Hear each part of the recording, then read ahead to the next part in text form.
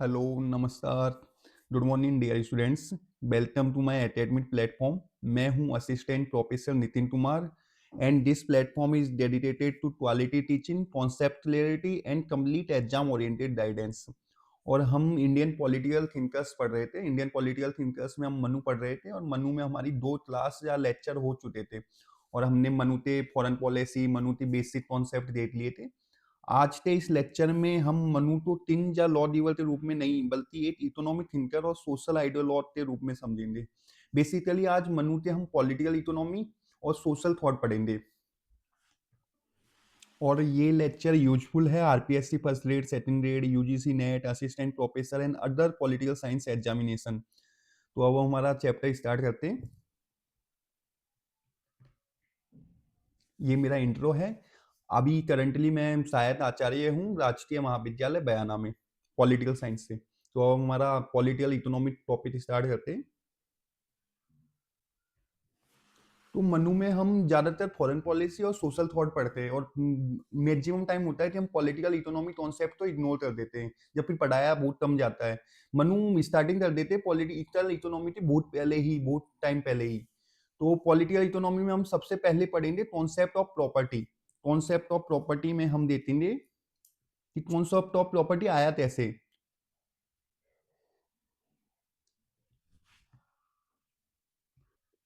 Concept of property में हम देते हैं कि प्रॉपर्टी लोगों को मिली कैसे, लोगों के पास कैसे प्रॉपर्टी आई। तो लोगों के पास प्रॉपर्टी कैसे आई स्टार्टिंग में, जिन्होंने अपना लेवल लगाया ना प्रॉपर्टी में, प्रॉपर्टी उनकी हो गई। स्टार्टिंग में ऐसे हुआ था, स्टार्टिंग में जमीनें खाली थी तो उस खाली जमीन पे जिसने अपना लेवल लगाया और कंट्रोल किया वो प्रॉपर्टी ओनरशिप उसके पास आ गई।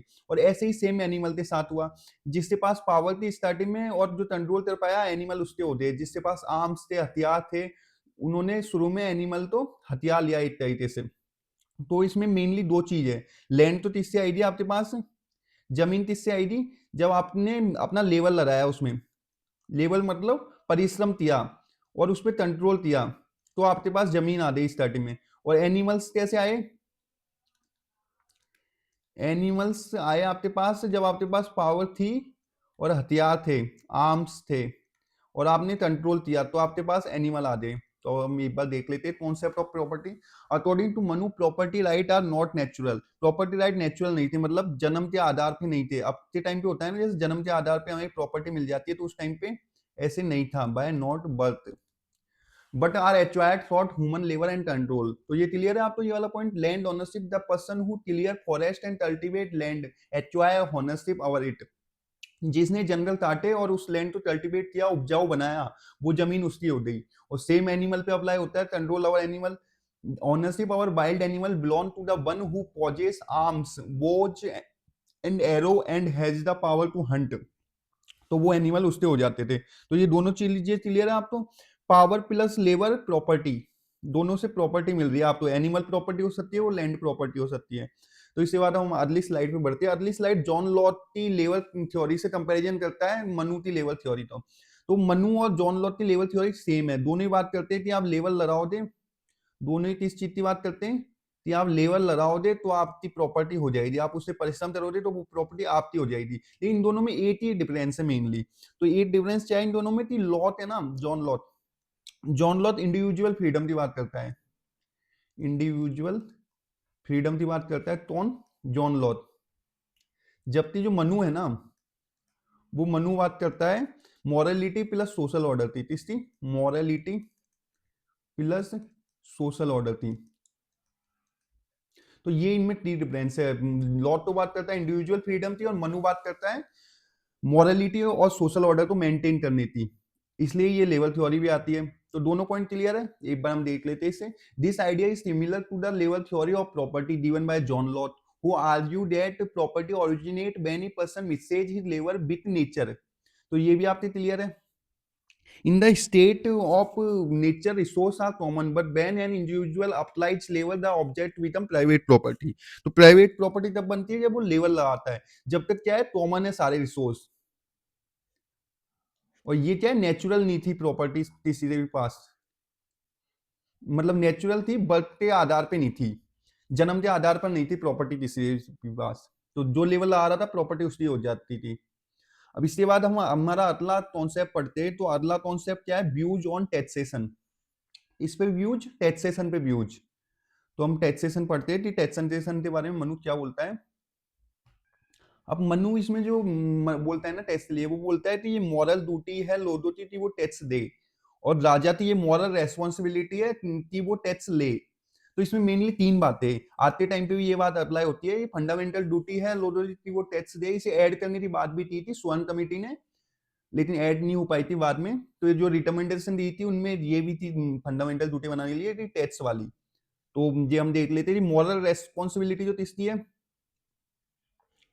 तीन की, कि वो टैक्स ले। और मॉरल ड्यूटी किसकी है कि टैक्स दे, लो ड्यूटी। फंडामेंटल ड्यूटी बोल सकते हो, मॉरल ड्यूटी बोल सकते हो।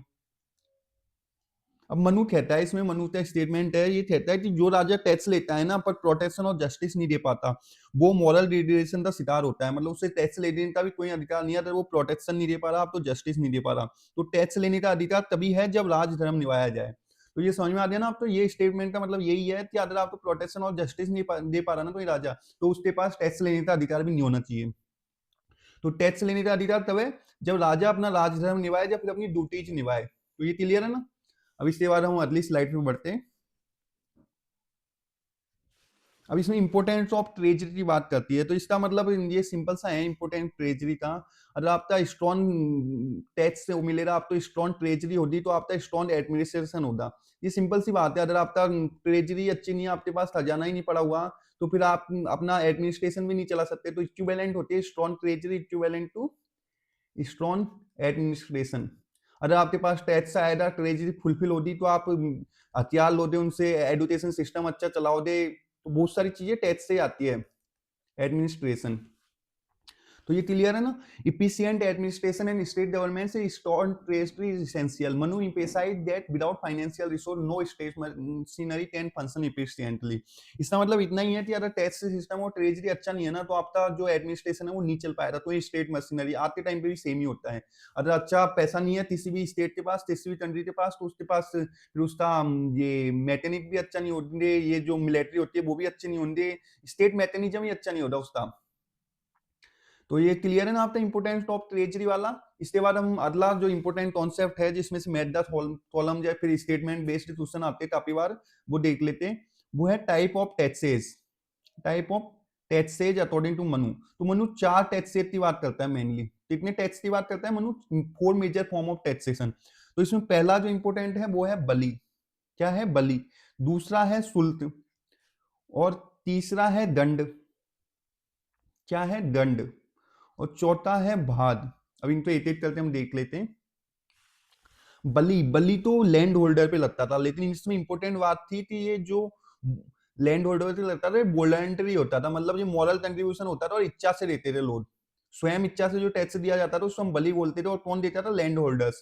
अब ये आज के टाइम पे हम इसको कंपेरिजन कर सकते हैं सीएसआर से, जो आपका कॉर्पोरेट सोशल रेस्पॉन्सिबिलिटी होता है ना, जो 2% लिया जाता है, अलग अलग परसेंटेज है इसका कुछ। तो इससे हम कंपैरिजन कर सकते हैं, ये भी वॉलेंट्री रहता है रेस्पॉन्सिबिलिटी। तो सीएसआर से कंपैरिजन कर सकते हैं हम किसका? बलि का। और शुल्क आप टोल देते हो, रोड पे चलते हो, जो जो टोल टैक्स देते हो ना, वो शुल्क होता है। उस टाइम पे शुल्क लगता था बार्टर सिस्टम पे। जब लोग एक्सचेंज करने आते थे अपनी प्रोडक्ट, तो उस टाइम पे जो टैक्स लेते थे अलग अलग स्टेट दूसरे स्टेट से, वो शुल्क होता था। जब उनके लोग इधर बार्टर सिस्टम करने आते थे, अपने गुड्स और अपना ट्रेड करने आते थे, तो जो टैक्स लगता था उसको हम शुल्क बोलते थे। और हम अगला टैक्स देख लेते हैं। अगला टैक्स है दंड। दंड जैसे आते टाइम पे दंड लगता है, जो आप मोटरसाइकिल वगैरह चलाते हो, आप पे जो फिर पेनल्टी लगती है ट्रैफिक पुलिस के द्वारा, वो भी दंड ही होता है एक तरीके का। तो उस टाइम पे दंड लॉ एंड ऑर्डर मेंटेन करने के लिए लगता था। आज के टाइम पे भी लॉ एंड ऑर्डर मेंटेन करने के लिए लगता है। तो उस टाइम पे ऐसे लगता था कि कोई मतलब टाइम करता है, उसका हर्जाना दिया जाता था, फिर वो टाइम से फ्री हो जाता था। तो इस तरीके का टैक्स होता था उस टाइम पे दंड। अब अगला टैक्स देख लेते हैं हम, फोर्थ और लास्ट टैक्स कौन सा है? भाद। भाद किस पे लगता है? लैंड रेवेन्यू पे, लगान की तरह। जैसे अलग अलग होता था, ये अपने टाइम पे भी लगता है, अब एग्रीकल्चर लैंड पे अलग लगता है, जैसे 1/3 1/10 हिस्सा एग्रीकल्चर लैंड पे लगता है, ऐसे होता था। और उस टाइम पे इसी की वजह से काफी मूवमेंट भी देखने को मिलती है, काफी रिवोल्यूशन देखने को मिलती है। जैसे हमें उस टाइम पे देखने को मिलता है कि महात्मा गांधी जी काफी रिवोल्यूशन करते हैं लड़ान के लिए। जैसे हम देख सकते हैं उनका सत्याग्रह जो 1917 में होता है, 1917 में होता है, खेड़ा सत्याग्रह, अहमदा सत्याग्रह।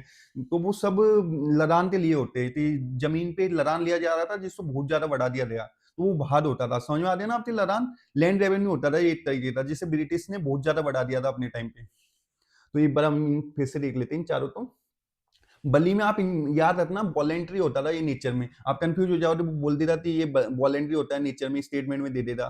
तो ये याद रखना आप, है ना। और शुल्क टोल टैक्स की तरह होता है, और दंड फाइन्स एंड पेनल्टी पे लिया जाता है लॉ एंड ऑर्डर को मेंटेन करने के लिए, और बाद लैंड रेवेन्यू होता है लड़ान की तरह। तो ये चारों टैक्स क्लियर है ना।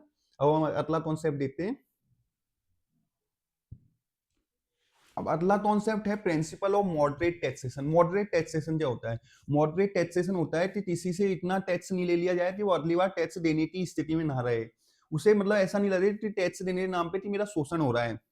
तो इसमें एक स्टेटमेंट है बड़ा फेमस मनुता, just as a leech calf and a bee take their food little by little, the king should collect annual tax gradually and gently from his subject।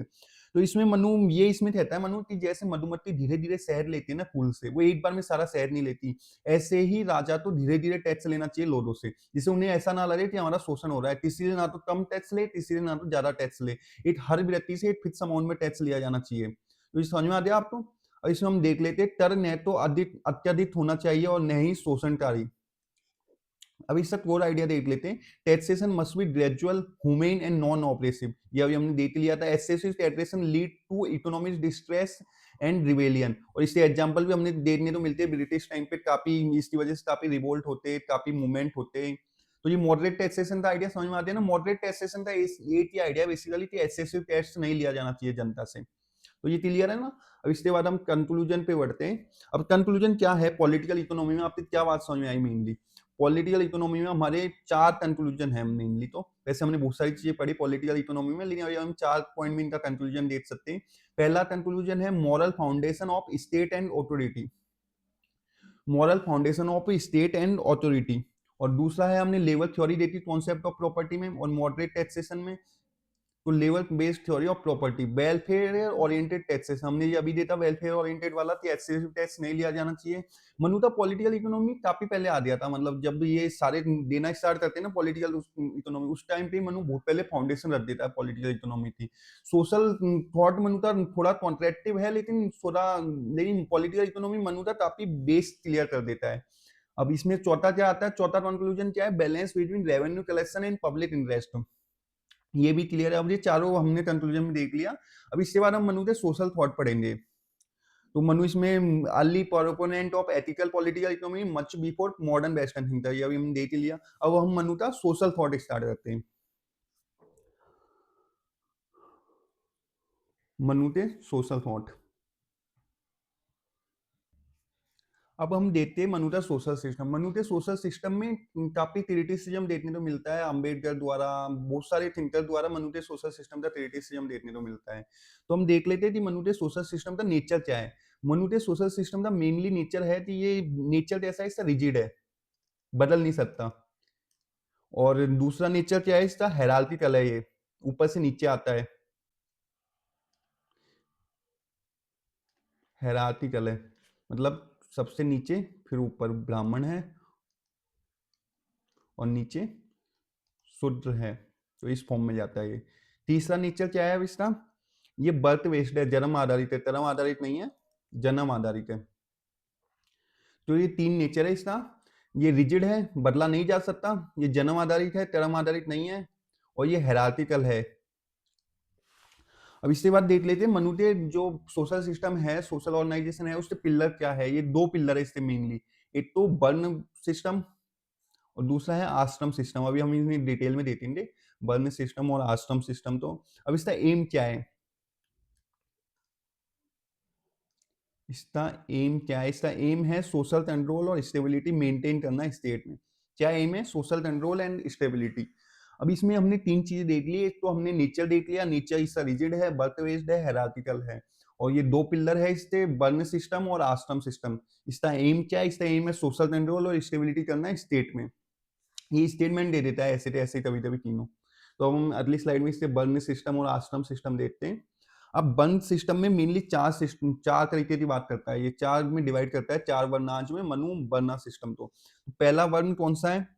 ये आपने काफी बार पढ़े होंगे ये वर्णा सिस्टम, तो वर्णा सिस्टम और आश्रम सिस्टम। अब पहला वर्णा सिस्टम कौन सा है? ब्राह्मण्स, जो सबसे ऊपर होंगे अकॉर्डिंग टू मनु, और ये क्या होंगे? इंटेलेक्चुअल क्लास होती है ये। फिर दूसरा वर्ण सिस्टम, फिर दूसरा वर्ण सिस्टम है फिर क्षत्रिय। क्षत्रिय कौन सी क्लास हो रही है? Warrior and ruling class, warrior ruler, या फिर वॉरियर। और फिर आते हैं वैश्य। वैश्य कौन होते हैं? ट्रेडर और प्रोड्यूसर क्लास। और शूद्र क्या होती है according to Manu? Survival class, मतलब सर्वेंट क्लास मान सकते हो आप एक तरीके से।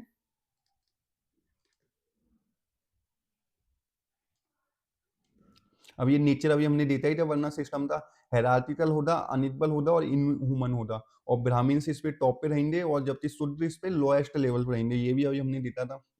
तो ये चार वर्ण क्लियर है आपके। ब्राह्मण जो इंटेलेक्चुअल क्लास है, क्षत्रिय जो रूलिंग क्लास है, वैश्य जो प्रोड्यूसर क्लास है, शूद्र जो सर्वेंट क्लास है। अभी हम इनको कंपैरिजन भी करेंगे प्लेटो से। प्लेटो भी तीन क्लास की बात करता है, फिलोसोफर क्लास और ये सोल्जर क्लास और प्रोड्यूसर क्लास। अभी हम इन्हें कंपैरिजन करते हुए देखेंगे। अब हम आश्रम सिस्टम और देख लेते हैं। एक बार हम स्टेटस ऑफ शूद्र देख लेते हैं कि मनु यूज टर्म अपात्र फॉर शूद्र। अब आप ये टर्म यूज रखना कि मनु का क्या टर्म यूज करता है शूद्र के लिए? अपात्र। ये बड़े याद रखना आप, ये कभी दे देनी थी। अपात्र टर्म कौन यूज करता है शूद्र के लिए? तो ये मनु यूज करता है। कौन यूज करता है? मनु। और इसका मतलब क्या होता है अपात्र का? इसका मतलब होता है सोशल अनवर्दी। तो आप ये वर्ड याद रखना कि मनुष्य क्या यूज करता है शुद्ध के लिए, तो वो यूज करता है अपात्र। Those who are unworthy of social interaction and rituals participation. तो हमने ये अभी देख ही लिया। अभी इसके बाद कंडीशन क्या थी इनकी, मतलब क्या कंडीशन थी, क्या कैरेक्टरिस्टिक शुद्ध थे? तो पहला तो था इनको एडुकेशनल डिनाइड थी, मतलब एडुकेशन नहीं दी जाती थी। पहला था एडुकेशन डिनाइड। और दूसरा था सोशल एक्सक्लूजन, सोशल एक्सक्लूजन। तीसरा था स्लेवरी जस्टिफाइड, मतलब इनको ऐसा नहीं था कि स्लेवरी ये कुछ ऐसे चॉइस से बनी नहीं, इनको अपने आप ही स्लेव बना दिया जाता था, जस्टिफाइड। और ऐसा माना जाता था कि ये पैदा इसलिए हुए स्लेव बनने के लिए। तो ये तीनों कैरेक्टरिस्टिक्स समझ में आ गया आपने? Education denied, social exclusion, slavery justified. फिर तापी आंदोलन होते हैं जब जाते इन्हें फ्रीडम दी जाती है। तो आप सोचते रहते हो उस टाइम पे कितनी हालत खराब थी शुद्ध थी। बर्थ डिसाइड कर देती थी उनकी डेस्टिनी क्या होती है। आप सोचते रहती क्या बीती थी जब कोई जन्म आपका डिसाइड कर देती आप क्या बनोगे। तो ये क्लियर है, बर्थ डिसाइड थी ये सारी चीजें। अब this reflect systematic social discrimination, ये अभी हमने देख लिया। अब बर्थ बेस्ड सिस्टम देख लेते हैं एक बार हम। टर्म बेस्ड नहीं था, ये हमने देख लिया। जन्म आधारित था, प्योरली बर्थ बेस्ड था। अब इससे इम्पैक्ट क्या पड़ते हैं? इम्पैक्ट पड़ते हैं इससे no social mobility, permanent inability, violation of social harmony, दर्ज Manu system reject equality and social justice. ये अब सब हमने देख लिए थे। अब ये सारे पॉइंट हमने, इनएबिलिटी आ रही थी इसी की वजह से, क्योंकि टर्म आधारित नहीं थी, कोई सोशल मोबिलिटी नहीं थी, वो डेडरिंग में नहीं जा सकते थे, आम जनता के बीच नहीं रह सकते थे। ऐसे बहुत सारे स्टेटमेंट है, जब बहुत सारी किताबों में तो ऐसे कर लेता हुआ है कि वो अपनी जो चप्पल होती थी वो माथे पे लेते जाते थे बाद में। इसके बाद हमने देखा वायोलेशन ऑफ सोशल हार्मोनी, ये सब हो रहा है, तो सोशल हार्मोनी का वायोलेशन भी हो रहा है इसी वजह से। इसके बाद हम अगला स्लाइड में अगला जस्टिफिकेशन ऑफ स्लेवरी देखते हैं, पांचवा पॉइंट आपका। तो जस्टिफिकेशन ऑफ स्लेवरी में क्या बताता है मनु? हमने देखा ही था, slavery had the natural destiny of Shudra, ये भी अभी हमने देखा था। Even if a master free a Shudra he can not step slavery has servitude is moral natural duty. ये अभी हमने बताया था, मैंने बताया था कि नेचुरल ड्यूटी मान लिया गया था स्लेवरी, तो वो अगर चाहे ना तो भी स्लेवरी से अलग नहीं हो सकता था। Naturalisation of slavery. अब कंपैरिजन ऑफ विद एरिस्टोटल देख लेते हैं हम। Manu views closely resembles Aristotle theory of natural slavery. Natural slavery का कॉन्सेप्ट देता है कौन? एरिस्टोटल। उससे मिलता जुलता है मनु का कॉन्सेप्ट ऑफ स्लेवरी। अब इसमें एरिस्टोटल क्या बताता है कि कुछ पीपल मास्टर बनने के लिए पैदा होते हैं और कुछ पीपल स्लेव बनने के लिए पैदा होते हैं। यही सेम बात मनु करता है कि कुछ पीपल तो एडुकेशन लेने के लिए पैदा होते हैं और कुछ पीपल दास बनने के लिए पैदा होते हैं। अब इसमें एरिस्टोटल तो क्या बताता है, Greek can not be slave, और मनु तीन कैटेगरी बताता है जो स्लेव नहीं बन सकते, ब्राह्मण, क्षत्रिय और वैश्य कैन नॉट बी स्लेव, और दोनों इनएबिलिटी तो नेचुरल बताते हैं। एरिस्टोटल में हम ये डिटेल से पढ़ेंगे, एरिस्टोटल नेचुरल स्लेवरी, जब हम वेस्टर्न पॉलिटिकल थॉट पढ़ेंगे। अब हम अगला देखते हैं discrimination in law and justice. अब होना तो क्या चाहिए था कि किसी को ज्यादा एडुकेशन है, किसी को ज्यादा नॉलेज है तो उसको ज्यादा पनिशमेंट मिलना चाहिए, तो जो उसे नॉलेज थी वो क्राइम करने से पहले ही, जबकि उल्टा हो रहा था कि शुद्ध तो सबसे कम नॉलेज थी तो उसको सबसे ज्यादा पनिशमेंट दिया जा रहा था। लेकिन ये ऐसा होना चाहिए रियल में तो कि जिसको ज्यादा नॉलेज हो उसको ज्यादा पनिशमेंट मिलना चाहिए सेम क्राइम के लिए। लेकिन इधर क्या हो रहा था, जो सेम क्राइम के लिए में ही डिस्क्रिमिनेशन हो रहा था, डिफरेंट पनिशमेंट थी सेम क्राइम के लिए, डिफरेंट पनिशमेंट, डिफरेंट पनिशमेंट थी सेम क्राइम के लिए।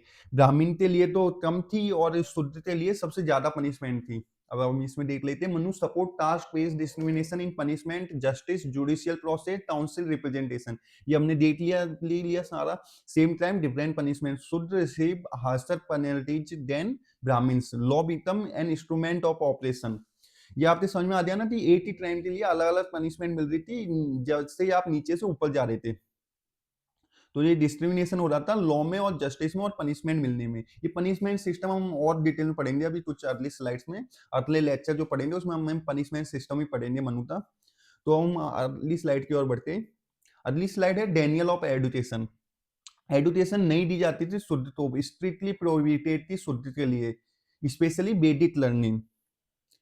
तो नॉलेज में मोनोपोली थी अपर वर्नास की, और इंस्टीट्यूशनल वायोलेंस हो रहा था, एक तरीके से हम बोल सकते हैं। इसकी मोनोपोली थी अपर क्लास थी, और इंटेलेक्चुअल सप्रेशन हो रहा था, एक्सट्रीम इंटेलेक्चुअल सप्रेशन। तो ये समझ में आ गया आपके, एडुकेशन नहीं दी जाती थी शुद्ध, तो मोनोपोली थी अपर क्लास थी, मेनली ब्राह्मण्स थी इसमें, और क्षत्रिय तो वॉरियर क्लास बना दिया गया था। इफ ए शुद्ध hear Vedic mantra molten lead should be poured into his ear. अब सोचते रहती है आप किस तरीके से ये लाइन बोली थी, मनुस्मृति में लिखी हुई है कि अगर शुद्ध सुन भी लेना वैदिक मंत्र तो उसके कान में molten lead should be poured डाल देना चाहिए, परलाते डाल देना चाहिए, एक तरीके से लोहे जैसा कुछ। ये स्टेटमेंट लिखा हुआ है मनु में। तो ये आपके एडुकेशन समझ में आ गया ना, एडुकेशन बिल्कुल नहीं दी जाती थी शुद्ध तो उस टाइम पे। तो इसमें अगला आता है आपका अम्बेडकर क्रिटिसिज्म करते, जो मॉडर्न मनु भी बोला जाता है अम्बेडकर, तो वो मनु के आइडियाज तो काफी क्रिटिसाइज करते हैं। मनु ने टास्क क्रिएट नहीं की, बल्कि बनना प्योरिटी तो सेटिस्फाइड जाता है एक तरीके से।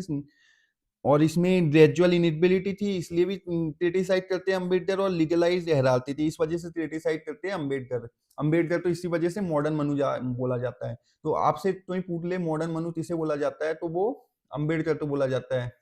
रीजन क्या था, इनह्यूमन बनना सिस्टम था, अभी हमने देख लिया, इंस्टीट्यूशनलाइज्ड इनएबिलिटी थी और डेनियल ऑफ डिग्निटी थी, ये तीन रीजन थे। Burning Manusmriti become a symbol of anti Manuvadi resistance.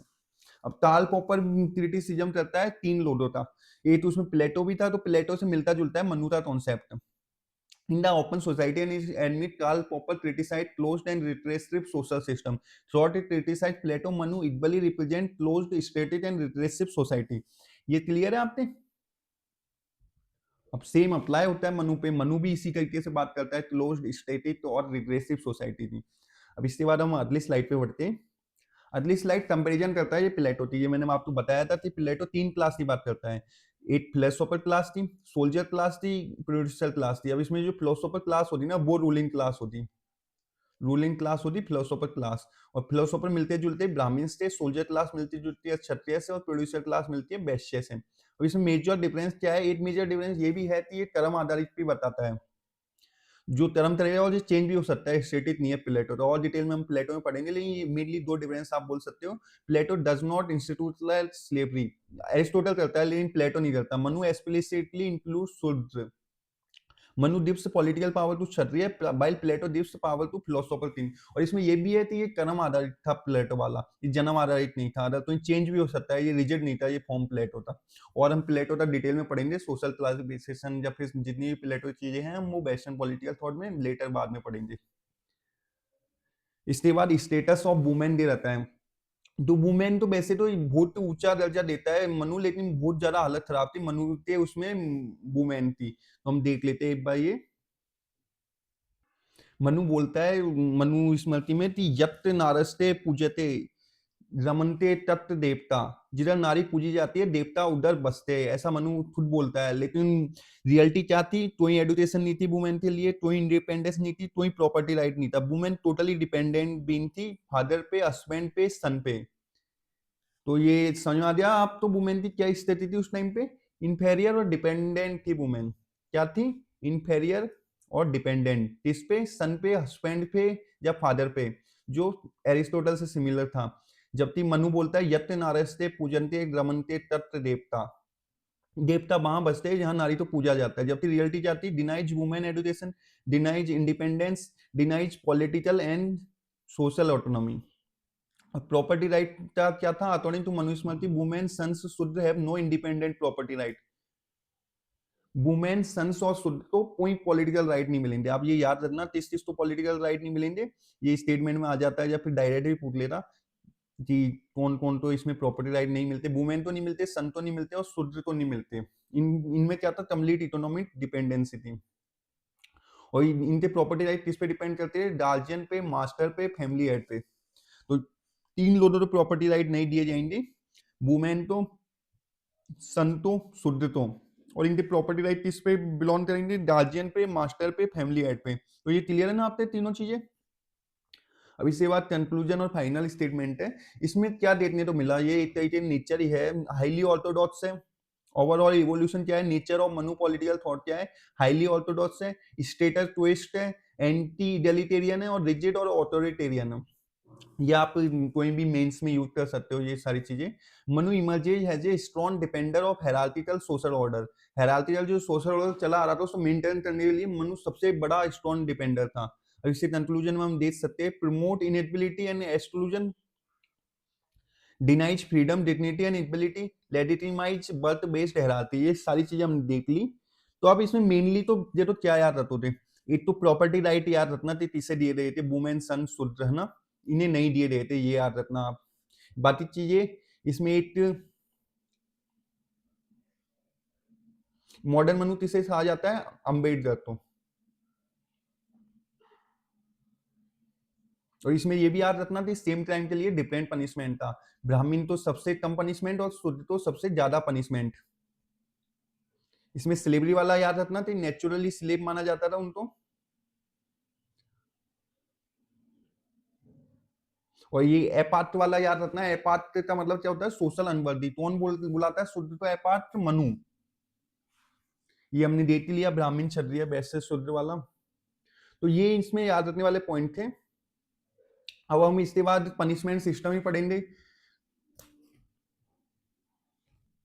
तो ये हमने मनु के पॉलिटिकल इकोनॉमी और सोशल थॉट देते। अब इसके बाद हमारा एक लेक्चर और होगा मनु का, फिर मनु कंप्लीट हो जाएगा। उसके बाद हम मनु के पीवाईक्यू और एक रिवीजन क्लास और लाएंगे। फिर उसके बाद आपका मनु कंप्लीट हो जाएगा और हम टोटल स्टार्ट करेंगे। तो स्टूडेंट्स, अगर आपको आज का लेक्चर यूजफुल लगा हो या इंटरेस्टिंग लगा हो तो वीडियो को लाइक करिए, चैनल को सब्सक्राइब करिए, और अपनी डाउट या कुछ आपको एक्स्ट्रा चीजें पूछनी हो तो आप वो कमेंट सेक्शन में डाल सकते हैं।